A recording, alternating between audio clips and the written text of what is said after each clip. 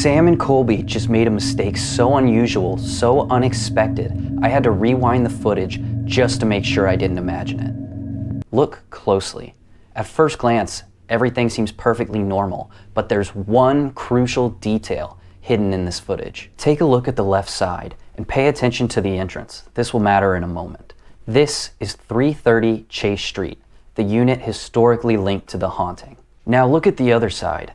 This is not 330, which means depending on the unit Sam and Colby investigate, every step, every clip, and every claim may be linked to the wrong building entirely. So, did two of the biggest paranormal creators on YouTube really walk into the wrong unit?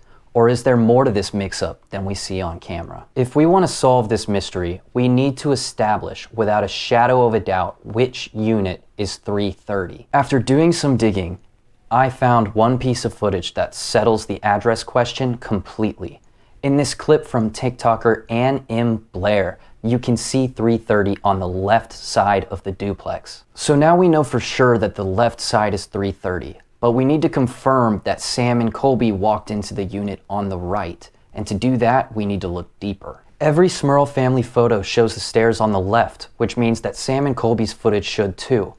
But in every clip we see from them, the stairs are on the right, which is actually the grandparents' unit, the quieter side, with almost no reported activity. And there's even more. In Sam and Colby's own video, they never managed to match up the actual basement photo from the case to any of their footage. But wait, where was that picture taken? Exactly. We gotta figure out where this is. So it's in a corner, obviously. Right there. It could have been. Yeah. No. Because that corner looks like... But that would have been an old hallway door. Like, what is this? It's where concrete meshes with wood.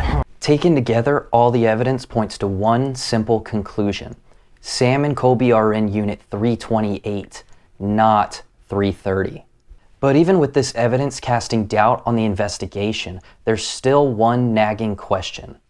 Were viewers ever supposed to find out? Notice the blur on the door number? Yes, it could be for privacy, but it also conveniently prevents us from seeing the unit number. That blur may seem insignificant, but it hides the one piece of evidence that would bring down this entire narrative. Since everything points to them investigating 328, here's the real issue. Their story only makes sense if they're inside 330. There were knockings on the walls. In this very home. In this living room, they used to see this shadow figure, this entity that they used to call it. Wait, okay, I remember researching there used to be a ceiling fan in here that fell on one of the girls and almost killed her. Oh my guys, right here at the bottom of the staircase was where Shannon, one of the daughters of the family, was shucked down the stairs and landed right here. This would probably be where they said the demon was. Right there. This is where they used to stand. It's like reviewing security cameras for the house next door and then claiming you're solving the original crime. So how are we supposed to interpret footage from the quieter unit when the entire story is based on the history of the more famous side? But there's another broader point. Paranormal evidence can't just exist on its own. It only carries meaning when it lines up with the place you're investigating. If you use the wrong history, then even everyday moments can look like corroborating evidence for a story that never happened there. Now, walking into the wrong house is one thing, but there's one key piece of information from the Smurl family that never makes it into Sam and Colby's video.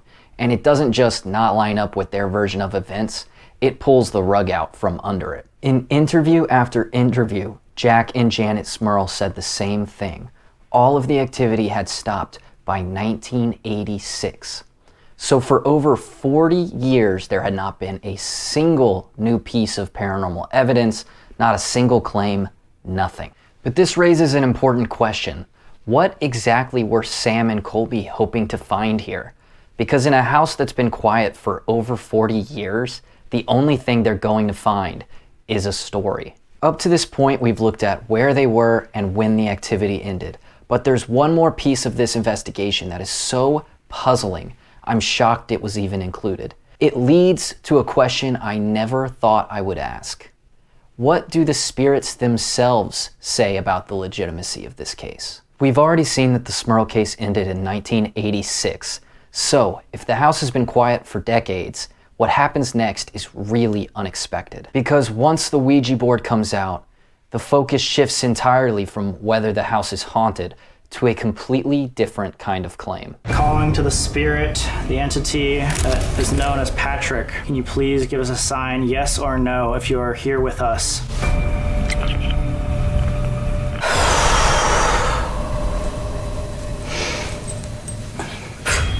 Suddenly, the tone shifts and the board makes a shocking claim that the Smurls faked their haunting. Is there anything maybe the history doesn't tell us? F.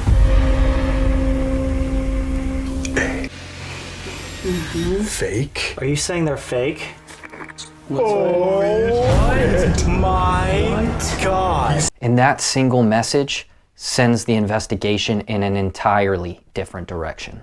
Jack and Janet were like not telling the truth about anything. The stories. Wait, the fact that they were like calling in all the exorcism stuff was fake? Maybe there was some sort of energy here, but like It was just like exaggerated? Thank you. Are you saying they faked half of these things that happened to them for Money or fame? Money and fame? Something of greed?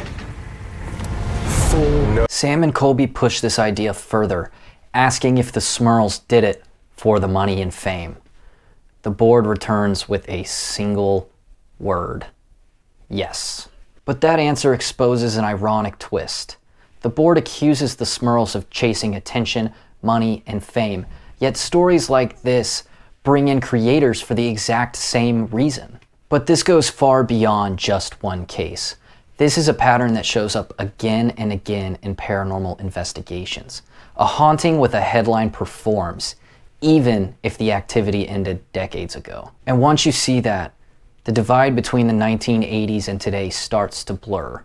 The pressures that shaped the original case start to look a lot like the pressures driving viral paranormal investigations right now. And that parallel is uncomfortable, because if attention becomes the motive, then the investigation stops being about the truth and becomes about performance. This moment isn't just a twist in their investigation. It's a mirror, one that reflects just as much about the storytellers as the story they're trying to analyze. And that's the heart of this video, looking at the mistakes no one talks about and what they reveal about how paranormal investigations are actually built, especially for those who care about doing this responsibly. Thanks for watching, and I'll see you guys in the next one.